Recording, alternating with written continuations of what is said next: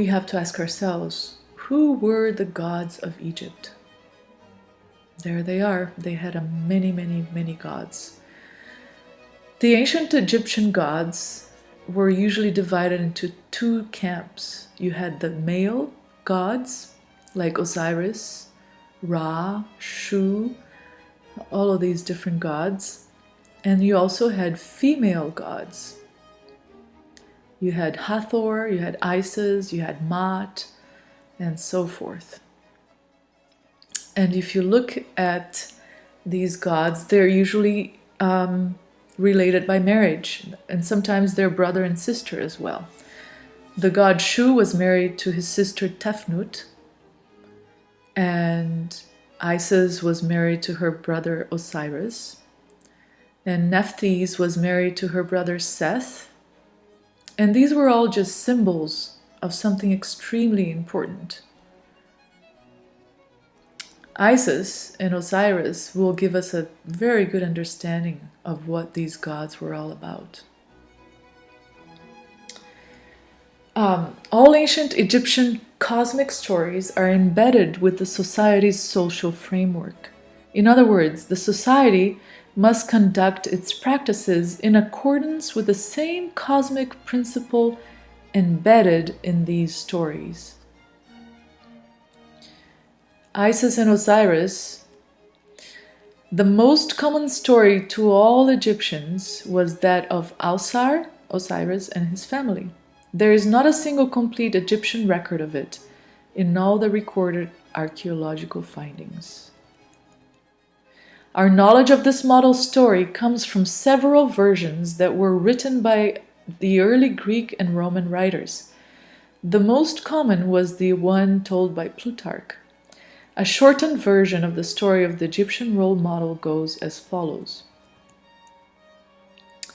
The self-created nether god, Atum, sped out the twins Shu and Tefnut, who in turn gave birth to Nut, the sky, and Geb, the earth, matter. The union of Nut and Geb produced 4 descendants: Ausar, which was Osiris, and Auset, Isis, and Seth, and Nebhet, Nephthys. The story goes that Osiris married Isis and Seth married Nephthys. Osiris became king of the land of Egypt after marrying Isis. The story sets the basis for the matrilineal matriarchal society. Isis is the legal heiress. Sorry, passed a slide here. Again. Okay, I think I've gone too far now.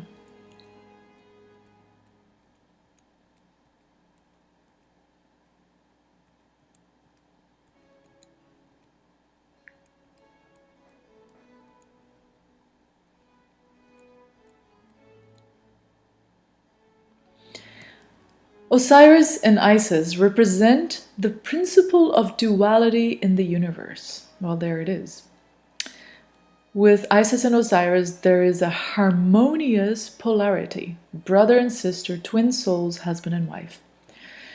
So what we are seeing is that Lucifer's principle of good and evil came to be represented by couples. And this can be found not only in ancient Egypt, but in Greece, where, for instance, Apollo was married to Artemis. And again, they represent good and evil. And in India, you have the same things. And they represented this principle of duality, iniquity, which Lucifer began in heaven, and with which he deceived 1/3 of the angels. Okay, so Ignaz von Born was a contemporary of Mozart, and he wrote an essay comparing the ancient Egyptian priesthood with Freemasonry. And this is what he wrote. The Egyptians assumed that this principle, this polar principle, this duality, existed, and that these two were the main players that ruled or governed the earth. They assumed that the water that kept everything damp and was necessary for things to grow flowed from the benevolent Osiris, and the fire that destroyed everything was the property and characteristic of Typhon. So here the Egyptians gave water as a symbol of good and fire as a symbol of evil. Water symbolized the good principle and fire the bad principle. Later on, von Born reveals that the good principle was also represented by a downward pointing triangle, and the bad principle by an upward pointing triangle. This, of course, is evident in the Freemason logo. And if we go a step further, we get the Star of David, the good and the evil. If we look at our own age, there are symbols of this principle, upward and downward pointing architecture, the twin towers in the middle there. This is, of course, in Brazil. So looking back at Osiris, he was represented by water, the good principle, and Typhon by fire, the evil principle. And it's interesting to note that the two destructions of the earth happened by these two things, by water during the flood, and in the future by fire. So let's take a look at Osiris. He was considered beneficent. He was considered the sun god. He was worshipped as a bull. He was a bull deity, as Apis. There he has the sun between his horns.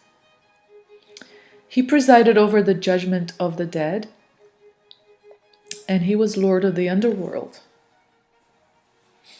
He's also said to have invented the flute, which eventually we will show that this has an amazing connection to Lucifer as well. So if you look at a picture of Osiris, he's holding two things in his hands. One is the crook and one is the flail. The crook is on his left and the flail is on his right. There's the crook and there's the flail. The crook and flail are sometimes thought to represent two of the functions of the king. The crook stands for the shepherd, carer of the people, while the flail, as scourge, symbolizes the punishments deemed necessary to sustain society. See, Lucifer began a new order, a new universal order, which he hoped would have been universal, in which there is good and there is evil, there is reward and there is punishment. Isis, she was Osiris' sister and wife, and her name means knowledge, the knowledge of good and evil. You can see she also has the sun between her horns over there. And she represents wisdom, which is the same thing as the wisdom of this duality system. She also represents penal justice and nature, which is magic. Ignaz von Born provides the inscription that used to be on her picture column in the temple of Sais in Egypt. It says, "I, nature, bring everything that is and is to be. Nobody has ever completely unveiled me." And this is, of course, Lucifer speaking through these gods. He's saying, I bring everything that is and is to be. Nobody has completely figured me out, figured out my principle of good and evil. And we are going to show why we haven't figured it out. And that's because he makes God, the Creator God, and Jesus Christ to be part of a similar type of Godhead in which God is the evil part where his justice has to be punishing, and Jesus is the good part, the love part. So, who were the gods of Egypt? according to Plutarch, a Greek historian, biographer, and essayist from around 46 AD to 120 AD. He said, Seth, Osiris, and Isis were not the events of gods, nor yet of men, but of certain grand demons, whom Plato, Pythagoras, Xenocrates, and Chrysippus, following herein the opinion of the most ancient theologists, affirm to be of greater strength than men, and to transcend our nature by much in power, but not to have a divine part pure and unmixed. For there are divers degrees both of virtue and vice, as among men, so also among demons. Empedocles said also that demons undergo severe punishments for their evil deeds and misbehaviors. So the word virtue and vice is another way of saying good and evil. This is a very puzzling statement that Plutarch is making, that just like human beings, demons also have different degrees of virtue and vice, of good and evil. And just like human beings, they also undergo severe punishments for their evil deeds and misdemeanors.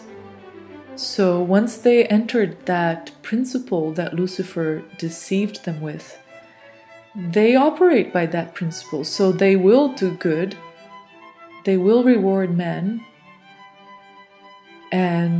but they will also punish. That was a pretty astounding concept at first sight. And the Bible happens to agree that that's what the gods were.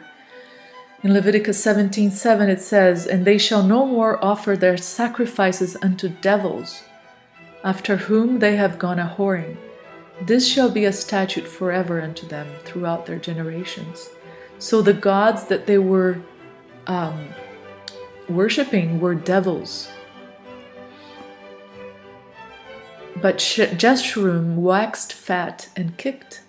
Thou art waxen fat, thou art grown thick, thou art covered with fatness.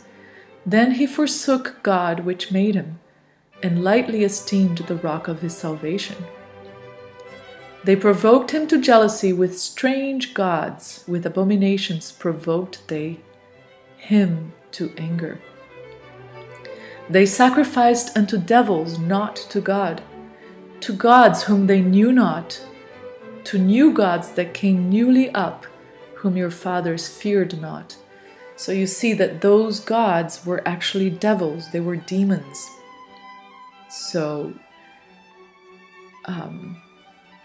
the Arabian Nights Encyclopedia says the following. In Arabian and Muslim folklore, jinns are ugly and evil demons having supernatural powers which they can bestow on persons having powers to call them up. In the Western world, they are called genies. In Islam, jinns are fiery spirits particularly associated with the desert. The highest of the jinns is Iblis, formerly called Azazel, the prince of darkness or the devil. The jinns are thought by some to be spirits that are lower than angels because they are made of fire and are not immortal. They can take on human and animal shapes to influence men to do good or evil. They are quick to punish those indebted to them who do not follow their many rules, who do not follow their laws. Now, if we look at the word Iblis, it says that it is the name for the devil in the Quran. Although the term devil comes from the Greek diabolos, the Muslims derived the name from the Arabic balasa, he despaired, which can be interpreted despaired of the mercy of God, but he is also al-Shaitan, Satan, and the enemy of God.